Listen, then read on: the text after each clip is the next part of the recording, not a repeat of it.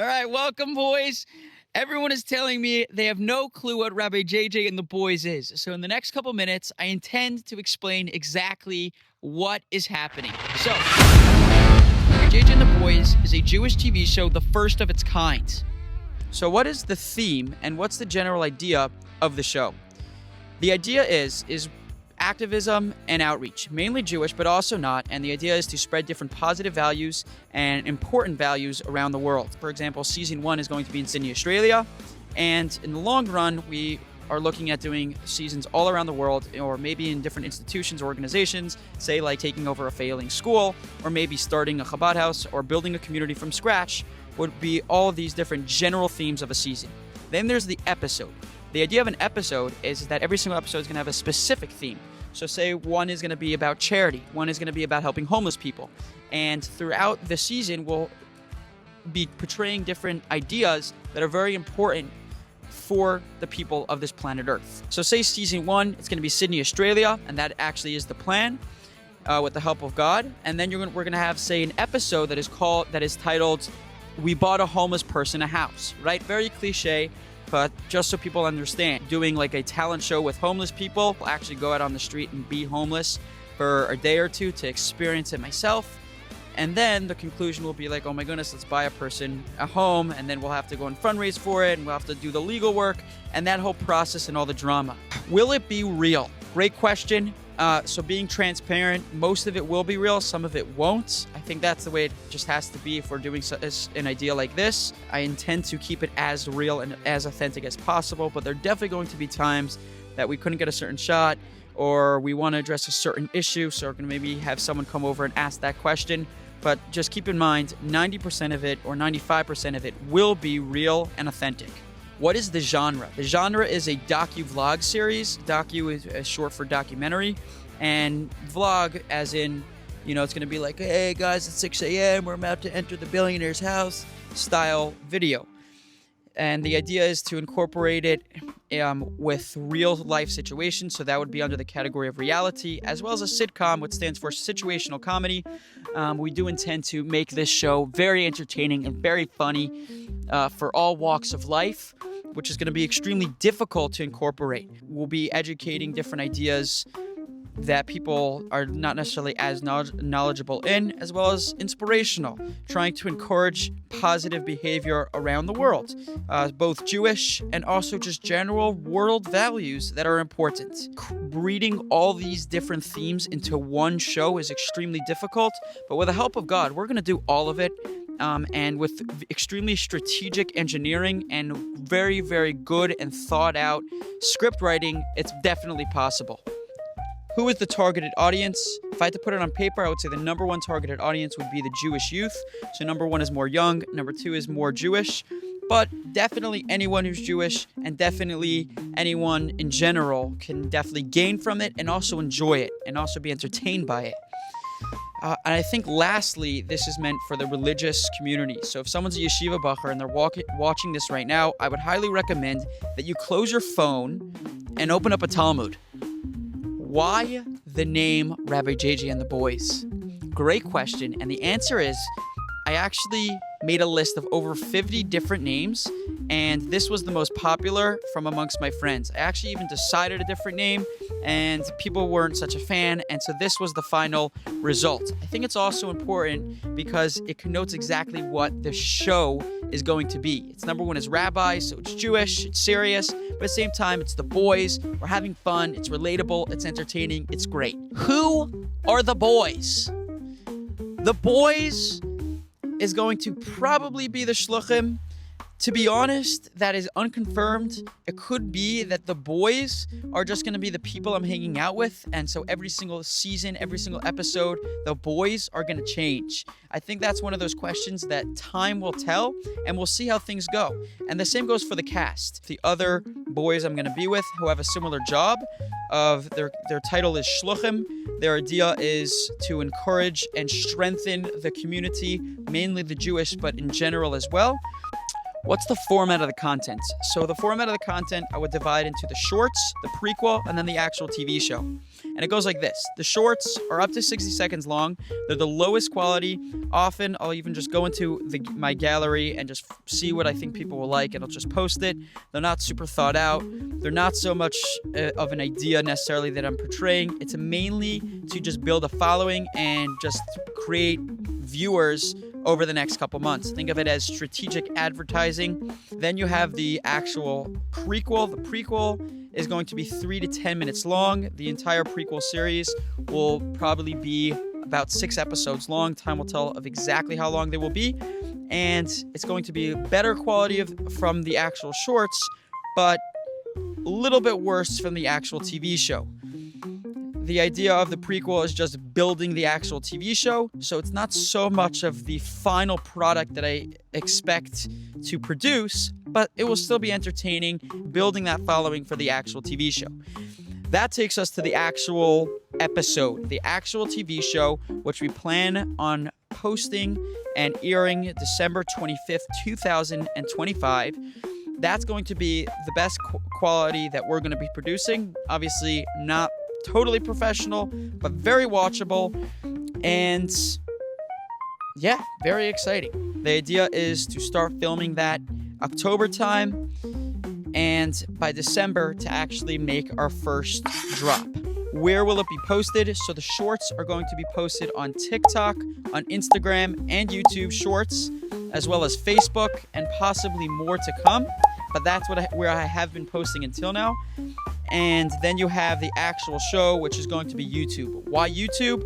Well, YouTube because number one is it has 2.5 billion monthly active users on average, which is far greater than all movie platforms combined, which only stands at 1.2 billion, let alone to say that just Netflix alone is 500 million viewers. So it's significantly higher numbers. So if our main agenda is to show the video to people, then it's very important that we make the proper decisions to do just that. Besides the fact, not to mention, that if we post it on Netflix, I might wait my entire life to actually release my show there. Besides the fact that if I post it on Netflix or Prime Video, I might have to make it slightly more anti-Semitic. And unfortunately, I love Jews. Money. So will the show make money? Hopefully, yes. But that's not the goal at all. That's not why I'm doing this. Time will obviously tell, but it definitely could make money. If we do make money, the number one usage of that money will probably be to reinvest it into the show. Once again, time will tell. Do we need money? Yes, we do need money. I would divide that into 2 categories: the actual show, the actual film project, and then the actual work we're doing inside Sydney. So the film itself, although it's low budget, it still has a budget for things like basic equipment, projects. I've divided that up into 4 different categories, as well as the actual Sydney projects. I've made a full list of exactly what our budget's going to be. So if you're willing to donate and happy to donate, please do. I'll put that link down below. Who we're in contact with. So first of all, we are in contact with Rabbanim. A Rav is kind of a higher level of Jewish authority, specifically with regards to Jewish law. We are in contact with Mashpia. The idea of a Mashpia is more the outlook on life. It's very important to always keep in contact with these people, because often when we make our own decision, even if we think it's great, sometimes we're blinded and have extreme biases. So we cannot see the truth and we can be in a state of darkness. So it's very, very important we get that go-ahead from those on top of us. And with that being said, I'm also closely in contact with many friends, showing them the content beforehand and saying, hey, what do you think about this? Do you think this is good? Does this portray a good idea? Will people take this wrongly? Will this be insensitive, etc.? Now, people we're speaking to in more the secular world are people in the actual industry, people that have gone to film school, someone in who does this professionally, and people like that, as well as just consumers. It's important that we speak to the people that we're making this content for. I love feedback, and if you see this, feel free to email me with things that you liked, things that you disliked, suggestions for the future, other positive outcomes from this film project. So one of the things I love about this film project is, unlike other film projects, even if it's not successful, we did a great thing. Meaning to say we made a film about keeping kosher. So we flew down to Iceland, we spent 6 months and $1 million. Now, if no one sees that video, or people saw the video, but no one was positively affected by the video, that would be considered a fail. One of the beautiful things about this project is that even if no one sees it, and even if people were not changed from it, we still did great and amazing things. You know, we still went out there and got 1,000 people to start wearing a kippah in public, or we got 1,000 people a job. Whatever the exact things that we'll achieve, even if no one sees the video, we still did great things. So our film has intrinsic value. And number two, the second thing that I love about our show is that it forces us to do more. Because when you're being filmed, often you want to have better results. It's almost like when everyone's dancing and the energy is kind of low, someone whips out their phone and magically the energy in the room is just elevated. Everyone just starts jiggling, the camera goes back down, and everyone kind of dies. Organizations we're doing this with, I intend to not specifically do it with any organizations. The reason is because no one knows exactly what I'm doing. No one fully believes in what I'm doing. And people are a little bit afraid, and I get it. It makes sense. It's something new. It's something that has never been done before. And I think that going into season 2, time will tell if that happens, but going into season 2, I think the tables will turn and people will not only be running away from us, but people are running to us. What is the goal of the show? And let me just tell you, we have a fat agenda. The agenda of the show is to make the world a better place. Now, although that might be a little bit fluffy, it's still very important to say because that is the goal. We do intend to make this planet Earth a better place to live and a more godly place to live. A second goal is to make positive content.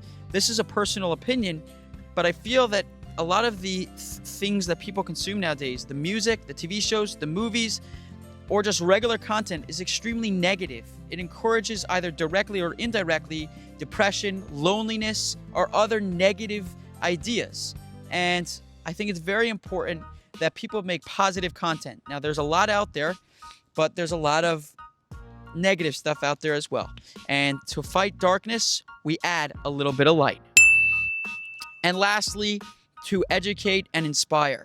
We plan on educating those who are a little bit less knowledgeable and encouraging people to take on more positive behavior, whether that's for someone who's Jewish or even if someone who's not, depending on his scenario and what his responsibilities may be. What's the long-term vision? So the long-term vision, time will tell and things will change. However, looking at it from months in advance, I do intend to actually make the TV show, and then before I actually release it, go on tour and actually show the show to different groups, say schools, say youth groups, say synagogues, different communities, and all sorts of other people. So say we finish making the first episode in late October.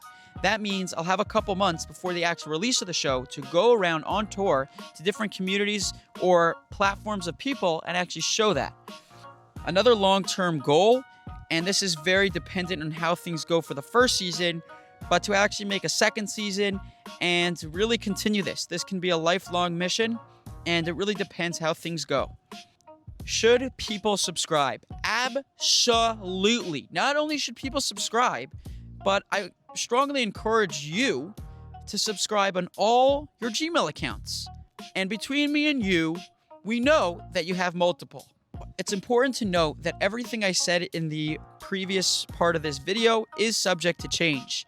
Things do change, things do happen. However, the overall ideas that I shared with you are probably going to stay the same.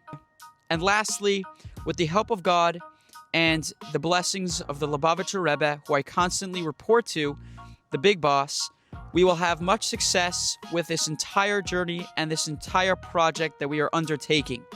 So I hope everything is with much success. It has an extremely positive effect on this beautiful world, spreading positive values, real values, making God popular, and many, many other great things on the biggest and the largest public space in human history, the internet, standing at over 5 billion people worldwide and rapidly rising every year.